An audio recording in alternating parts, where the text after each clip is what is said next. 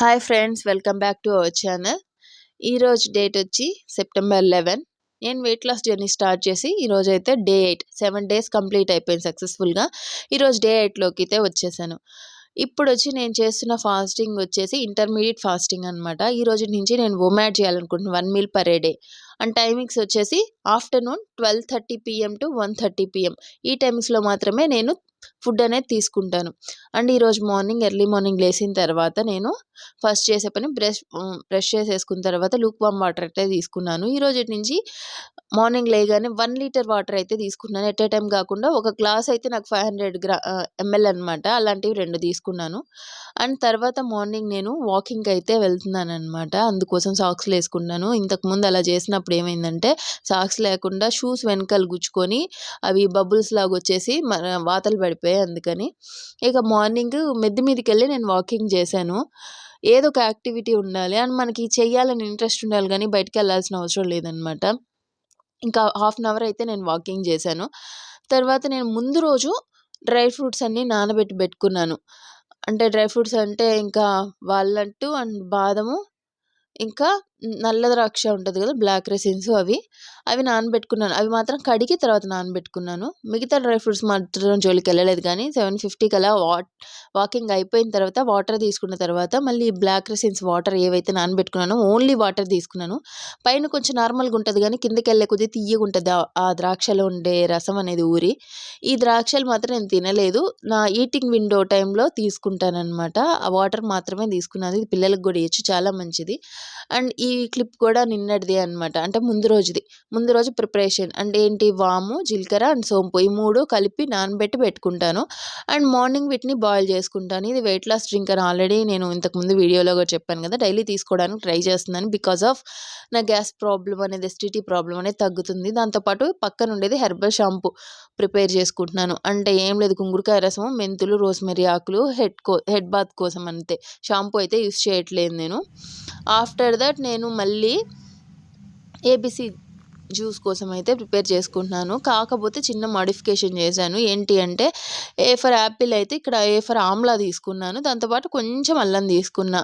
ఇది ఎందుకు రీప్లేస్ చేశాను అంటే నేను హెయిర్ కేర్ కోసం ఉసిరికాయ, అలాగే ఇమ్యూనిటీ పవర్ కోసం కూడా ఉసిరికాయ మంచిది అని చెప్పేసి అవి వాడేసేయాలి కదా, నేను వీడియోలో చూపించాను కదా, అవి వాడేయాలి అని చెప్పేసి యూస్ చేసుకుందాము అని. అట్లాగే యాపిల్ ఇన్నెందుకు, 2 కలిపి వేసుకోవచ్చు, బట్ ఇలా ట్రై చేద్దామని చెప్పి వేసాననమాట. యాపిల్కి రీప్లేస్మెంట్గా పెద్ద డిఫరెన్స్ ఏమి ఉండదు. డిఫరెన్స్ వచ్చేసి యాపిల్ వేయడం వల్ల కొంచెము థిక్నెస్ వస్తుంది, దాంట్లో గుజ్జు అనేది కొంచెం ఎక్కువ ఉంటుంది కాబట్టి. దీంట్లో కొంచెం వాటరీగా ఉంటుంది అనమాట. అండ్ టేస్ట్ కొంచెం పులుపు ఉంటుంది. ఇది మా పాప కోసం ఒకటి, నా కోసం ఒకటి చేసుకున్నాను. మా పాపకి అయితే నచ్చలేదు. నాకైతే బాగానే ఉన్నింది, నార్మల్గానే ఉన్నింది అనమాట. మనం తాగొచ్చు, ఏమి ఇబ్బంది లేదు.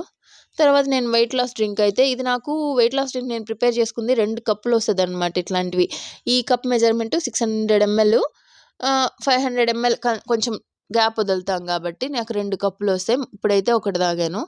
ఇక ఆఫ్టర్నూన్ లంచ్కి వచ్చేస్తే నేను 12:30 to 1:30 తీసుకుంటున్నాను అని చెప్పాను కదా. ఈటింగ్ విండో ఫుడ్ ఏదైతే తీసుకుంటానో ఆ టైంలో తీసుకుంటాను. రీజన్ వచ్చేసి నేను అసలు వొమాడ్ చేయడానికి కారణం ఏంటంటే, నేను వాటర్ ఫాస్టింగ్ చేసినప్పుడు అసలు నేను చేయలేను అనుకున్న దాన్ని చేయగలిగాను. అంటే నేను ఏం తినకుండా ఉండగలిగాను ఓన్లీ వాటర్ తీసుకొని. పక్క రోజు లిక్విడ్ ఫాస్టింగ్ ఉండాలి అనుకున్నాను, ఉండగలిగాను. కానీ లాస్ట్ ఈవినింగ్ టైంలో ఇంకా ఆకలి కూడా కాదు, కొంచెం టెంప్ట్ అయిపోయి ఫుడ్ మీద ఒక మీల్ అయితే తీసుకొని ఉండగలిగాను. అది కూడా నాకు హెవీ అనిపించింది. సరే, ఈ రోజు నుంచి నేను ట్రై చేద్దాం వొమాడ్ అని అనిపించింది. బికాస్ ఆఫ్ నేను ఉండగలుగుతున్నాను, నా బాడీ యాక్సెప్ట్ చేస్తుంది అనిపించింది. ఇంతకుముందు అయితే నేను పాత వీడియోలు చూసినప్పుడైతే ఫాస్టింగ్ అవర్స్ కొంచెం ఎక్కువ, 16 అవర్స్ ఫాస్టింగ్, తర్వాత 18, తర్వాత 20, తర్వాత 23 అయితే ఉండేదాన్ని.